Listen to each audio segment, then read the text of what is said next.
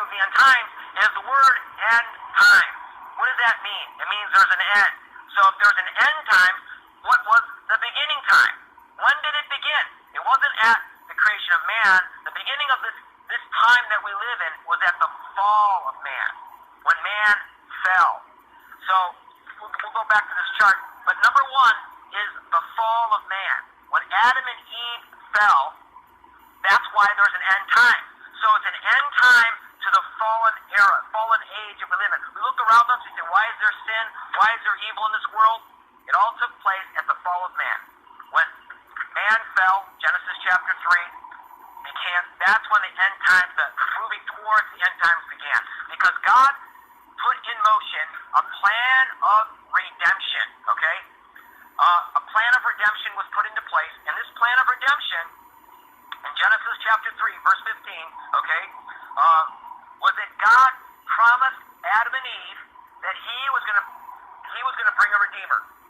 That through the seed of the woman, there was a redeemer who was going to come, and this redeemer would redeem man. He would bring man back into a relationship with him. And that Satan, the one who caused the fall, would also be put out of the way. So the God's plan of redemption took place. I'm just going to move this speaker up right here. Can everybody hear me? Okay. So God's plan of redemption began with the Messiah. And the Messiah was a redeemer, the seed of the woman. So in Genesis chapter 3, verse 15, we get a prophetic word that through the seed of the woman is going to come someone who's going to crush the head of the serpent.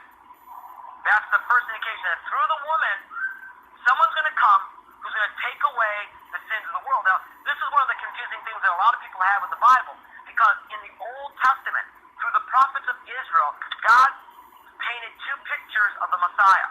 One picture of the Messiah was a conquering king who would rule the world. He would sit on the throne of David, and the nations would be under his control. But the other picture of the Messiah we have is a suffering servant who would die for the sins of the world. And so people really didn't understand these two pictures of the Messiah, but they're both in God's plan of redemption.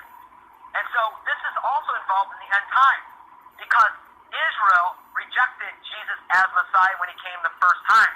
But according to Bible prophecy, Israel is going to accept Jesus when he comes the second time. And Jesus himself said his second coming was contingent upon their acknowledgement of him as Messiah. So that's another important point to understand in the end times. When we're talking about Messiah, we're talking about the conquering king Messiah, who's going to come and rule and reign as the son of David on David's throne, and the suffering servant Messiah, who's also the son of David, but he's also going to come, who has come and he came to die for the sins of the world.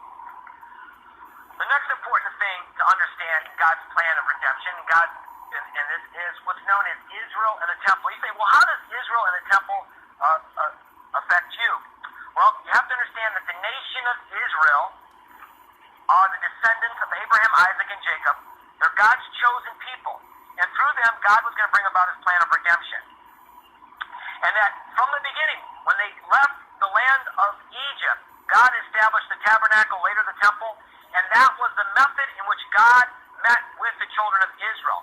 Now again, there's only one place that Israel was allowed to have a temple after God established it. It's on Mount Moriah in Jerusalem. And so this temple was David purchased the land 1,000 years after Abraham took Isaac up as a sacrifice. His son Solomon built the temple. The temple was then, the first temple was destroyed by the Babylonians in 586 BC. It was rebuilt and completed in 516 BC under the time of Zerubbabel. That was known as the Second Temple. That stood in place up until the time, a little past Jesus in 70 AD, the Romans came and destroyed it. Now, according to the Bible and according to Jesus, there's coming to be a third temple, an end times temple, which will require the destruction of the Dome of the Rock, the third most holy place in Islam, which you're going to see the world is not going to be too happy with that, okay?